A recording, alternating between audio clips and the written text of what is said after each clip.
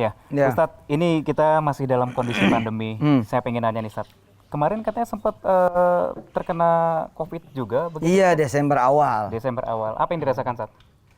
Iya, saya lebih banyak bersyukur jadinya karena Mhm. banyak nikmat-nikmat yang kita anggap remeh-temeh, kecil. Mhm. Tapi pada saat saya kena COVID itu besar banget. Mhm. Misalnya nengok, Aha. terus ngepel tangan. Mhm. Ini saya ngepel tangan begini aja nih waktu kena COVID. Ya Allah salam. Itu napasnya ngap-ngapan. Berasa, Tat? Berasa kita tengkurap, balik lagi celentang. Mhm. Itu 2 jam mengatur napasnya Mhm. supaya bisa normal lagi.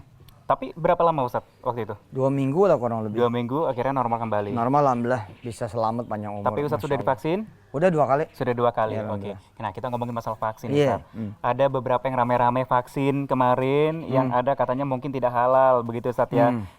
Ini kita dalam kondisi darurat nih, Ustadz, sebenarnya, Ustadz. Ketika kita menerima vaksin, kondisi dalam seperti ini, apa sih hukumnya, Ustadz? Kalau itu sih pertanyaannya kayaknya lebih baik nanya ke DSN MUI kayaknya. Kalau ke saya mah nanyanya utang. gitu. Tapi pandangan Islam, Jodoh. begitu, Ustadz. Dalam pandangan Islam, begitu. Ya artinya itu wilayah fikih yang saya merasa kurang ilmu lah. Jadi takut salah jawab saya. Jadi mendingan kita pakai jawaban MUI aja. Oke, baik. Nah, Ustadz, Nyari aman. ini kondisi COVID begini Iya. banyak yang meninggal. Iya, begitu, terakhir Ustadz. kemarin kan Ustadz Kita juga Tengku ya. sedih begitu, Ustadz, ya, Iya. begitu mendengar kondisi-kondisi seperti ini. Iya. Apakah mungkin dalam Islam juga masuk dalam husnul khotimah, Ustadz? Insya Allah ya. Insya Artinya Allah. kan lagi-lagi kan ini juga perkara doa. Mhm. Ya. Bisa nggak misalkan seorang bahkan preman penjahat di kampung kita meninggal terus husnul khotimah? Mhm. Bisa nggak? Bisa Sekali jadi, Ustadz. Nah, bisa jadi. Kapan? Ketika sebelum meninggal mungkin dia mengucapkan sesuatu hal atau berdoa meminta ampun. Bisa begitu. Anggap dia enggak. Mhm. Anggap dia enggak. Bisa nggak? Ada kebaikan mungkin yang dia dulunya pernah lakukan. Iya, atau kita yang berbuat baik buat dia. Mhm. Apa? Mendoakan dia. Mendoakan, ya. Iya, udah lah pokoknya. Allah itu Masya Allah lah. Iya. Luar biasa gitu loh. Kita bertugas hanya berdoa dan juga melakukan hal yang Nah, baik-baik, apalagi begitu, gitu Ustadz. kan, apalagi emang udah ketahuan meninggalnya lagi puasa. Di bulan puasa. Ini mah yang udah telak-telak meninggalnya dapat pelacuran misalkan. Ya, telak-telak abis ngerampok misalnya. Tetap juga nggak ada yang bisa menentukan dia neraka, belum tentu. Siapa tahu ternyata begitu dia meninggal dia nyimpen anak ya yang besok mendoakan tiap hari, ya udah bebas itu. Insya Allah, Iya, insya Allah, insya iya. Allah. Nah, Ustadz, tadi sedikit menyindir masalah tentang jodoh-jodoh begitu. Iya. Ya. Ini banyak nih jomblo-jomblo di luar sana nih. Iya. Yang mungkin apa nih? Mungkin ada masukan dari Ustadz gimana caranya supaya bisa mendapatkan jodoh? Mungkin Ada ataupun wiridnya. doa-doanya begitu. Ada wiridnya. Ah, Iya. Ya ikutin. Iya. Ya Yusuf, ya Yusuf, ya Mansur. ya Mansur. Iya lu baca tuh yang banyak. Ntar gua dateng. Nanti didoain langsung begitu, Ustadz, ya. Sebutlah nama Allah. Ya Rahman, Ya Rahim gitu. Ya Rahman, Ya Rahim jodohin saya. Ya Rahman, Rahim jodohin yang belum berjodoh gitu. Terus kemudian selain menyebut namanya dan berdoa, terus bersedekah juga.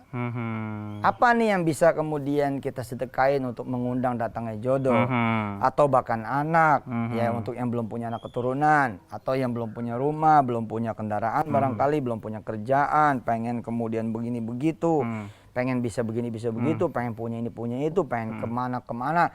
Ya udah Bismillah, selain kemudian kita ibadah, amal soleh, kita doa dan sedekah. Ya. Itu yang dikhawatirkan Ustadz. Itu untuk yang jomblo nih, Ustadz. Tapi kalau untuk yang sudah punya niatan mungkin untuk menikah, begitu saya. Ada di luaran sana mungkin teman-teman yang khawatir juga ketika mau menikah, ketika kondisi perekonomian ini belum begitu mapan, begitu, Ustadz. Mungkin ada juga yang bisa Ustadz sampaikan. Justru salah nih Biar pemirsa. rasa kekhawatiran itu ya dihilangin lah, Ustadz, begitu. Nah, pemirsa Jak TV ya. Justru kalau kemudian pengen rezekinya banyak, menikahlah. Menikah. Iya. Rezekinya jadi 2, Ustadz. Rezekinya jadi 2, betul. Punya anak 1, rezekinya Nah, jadi 3. jadi 3. Bener nih, Ustadz. Bener. Nah. Itu. Yughnihimullah min fadli. Ntar Allah kayain dia. Asli itu. Insya Allah. Buktinya ya, di saya. Ustadz. Saya begitu nikah tuh, emang saya dulu dalam keadaan sangat sadar memilih jalan menikah supaya gue jadi orang kaya. Itu niat doanya. Iya benar. Kenapa? Saya baca surat An-Nur. Pokoknya kalau nikah udah jadi jalan nanti buat dapat fadilah dan karunia Allah. Udah begitu. Nah, jadi teman-teman Jak TV jangan khawatir.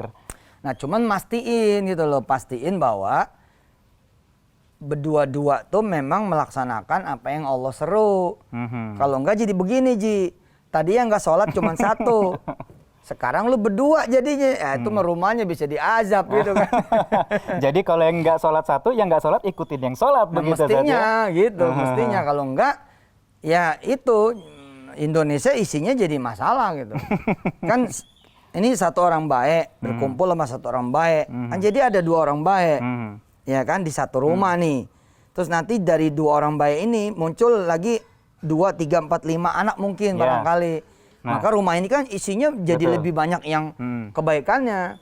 Nah rumah demi rumah menempati satu RT. RT ini jadi RT baik. Betul. Menempati RW baik, kelurahan baik, kecamatan baik, kota baik, provinsi baik, negara baik. Nah baldatun thayyibatun wa rabbun ghafur. Nah tapi nih satu pemalas ketemu sama satu pemalas. Yaudah kacau udah jatuhnya gitu kan. Jadi lingkungan sekitar juga berpengaruh ya Ustadz ya? Ngaruh.